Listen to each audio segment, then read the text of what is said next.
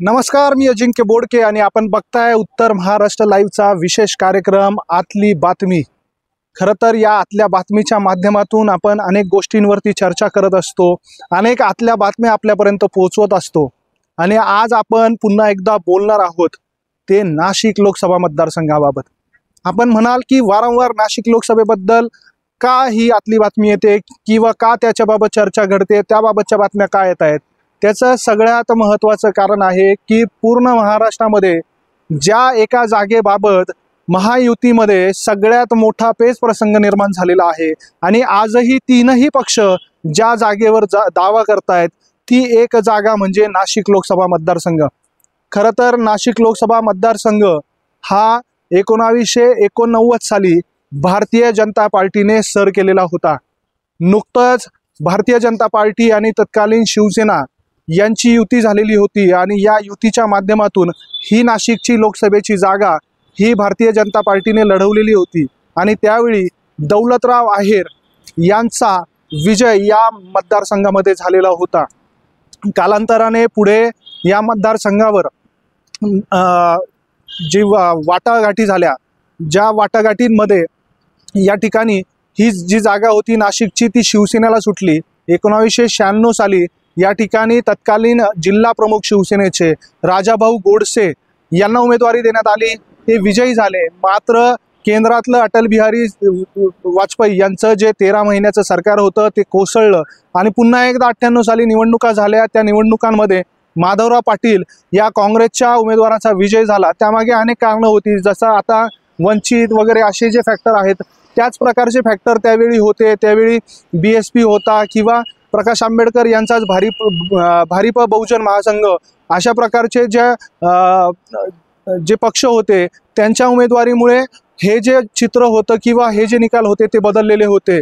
त्यानंतर आला 1999 सालचा काळ आणि यावेळी खरं तर मूळचे काँग्रेसचे असलेले माजी महापौर असलेले सहकारी संस्थांमध्ये मोठं प्राबल्य असलेले उत्तमराव ढिकले यांना शिवसेनेने आपल्याकडे घेतलं आणि शिवसेनेकडून त्यांना उमेदवारी देण्यात आली आणि 1999 साली उत्तमराव ढिकले हे नाशिकचे खासदार शिवसेनेचे खासदार झाले आणि तेव्हापासून सातत्याने नाशिक लोकसभा मतदारसंघात शिवसेना हा पक्ष आपली उमेदवारी करत आहे किंवा ही जागा लढवत आहे।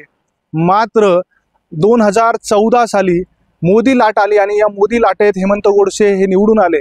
मात्र या 2014 सालानंतर नाशिक लोकसभा मतदारसंघातलं अनेक गणितं बदलली, अनेक चित्र बदलली आणि आज शिवसेनेची जी संघटनात्मक ताकद या मतदारसंघात होती त्याहून किमान काकणभर तरी ताकद जास्त ही भारतीय जनता पार्टीने केलेली आहे। हे का तर 2014-2019 या दोन विधानसभा मतदारसंघामध्ये नाशिक शहरातील जे 3 विधानसभा मतदारसंघ आहे या तीनही विधानसभा मतदारसंघात भाजपने आपला विजय मिळवलेला होता। त्यासोबत भारतीय जनता पार्टीने इथे पूर्ण बहुमताचं म्हणजे जेव्हापासून नाशिक महानगरपालिका निर्माण झालेली आहे तेव्हापासून कुठल्याही पक्षाला पूर्ण बहुमत मिळालेलं नव्हतं, ते 2017 साली भारतीय जनता पार्टीला मिळालेलं होतं। त्यासोबत त्र्यंबकेश्वर नगर परिषदेमध्ये भारतीय जनता पार्टीने आपला झेंडा रोवलेला होता। ग्रामीण भागामध्ये जिल्हा परिषद पंचायत समिती सदस्य निवडून आणलेले होते। सिन्नर सारख्या व्यक्तिगत राजकारणावर चालणाऱ्या मतदारसंघात देखील त्यांनी आपली संघटना मजबूत केलेली होती। त्यासोबत नाशिक ग्रामीण मतदारसंघामध्ये आज त्यांनी चांगली पकड निर्माण केलेली आहे। इगतपुरी त्र्यंबकेश्वर या मतदारसंघामध्ये देखील आपली चांगली संघटनात्मक पकड निर्माण केलेली आहे आणि 2014 आणि 2024 या काळामध्ये हे सगळं चित्र बदललेलं आहे। भारतीय जनता पार्टीची मोठी ताकद निर्माण झालेली आहे। खरं तर भारतीय जनता पार्टीला एक इलेक्शन मशीन असं देखील म्हटलं जातं आणि अगदी नॅरो अगदी बारीक बारीक गोष्टींवरती भारतीय जनता पार्टी काम करत असते आणि ज्या ठिकाणी आपली ताकद मोठी आहे तो मतदारसंघ आपल्याकडे असला पाहिजे, तिथे लोकप्रतिनिधी आपलाच असला पाहिजे आणि 100% भाजप झालं पाहिजे असा अट्टाहास हा भारतीय जनता पार्टीचा असतो आणि त्याच अनुषंगाने नाशिक लोकसभेची जागा ही आपल्याकडे असावी असा होरा किंवा अशी जी इच्छा आहे ती भारतीय जनता पार्टीच्या स्थानिक स्तरापासून तर राज्य स्तरापर्यंत अशी आहे।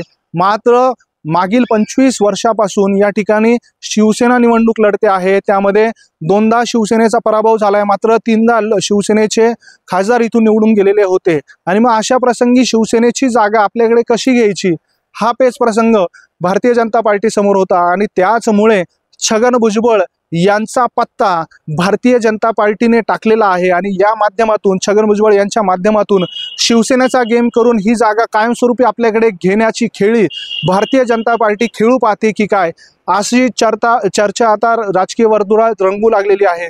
खरं तर छगन भुजबळ यांचं वय आज 76 आहे। ही लोकसभा निवडणूक किंवा एकूणच त्यांच्या राजकीय जीवनातली ही कदाचित शेवटची निवडणूक ठरू शकते। पुढची जेव्हा विधानसभेची किंवा लोकसभेची निवडणूक येणार आहे तेव्हा छगन भुजबळ यांनी 80 वय पार केलेले असेल।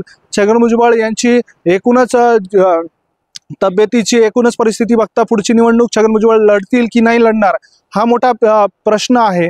त्यामुळे ही निवडणूक कदाचित छगन भुजबळ यांची शेवटची निवडणूक ठरू शकते आणि अशा प्रसंगी शिवसेनेकडून त्यांची हक्काची जागा काढून घ्यायची, 5 टर्म जी जागा त्यांनी लढवलेली आहे त्यातल्या 3 वेळेस त्यांनी इथे यश मिळवलेलं आहे, अशी जागा त्यांच्याकडून काढून घ्यायची, ती छगन भुजबळांच्या माध्यमातून लढवायची, ती विजयी करायची आणि पुढच्या 2029च्या निवडणुकीपासून पुन्हा एकदा भारतीय जनता पार्टी या ठिकाणी आपला उमेदवार जाहीर करेल, आपला उमेदवार देईल आणि तिथून पुढे भारतीय जनता पार्टीचा हा बालेकिल्ला बनेल।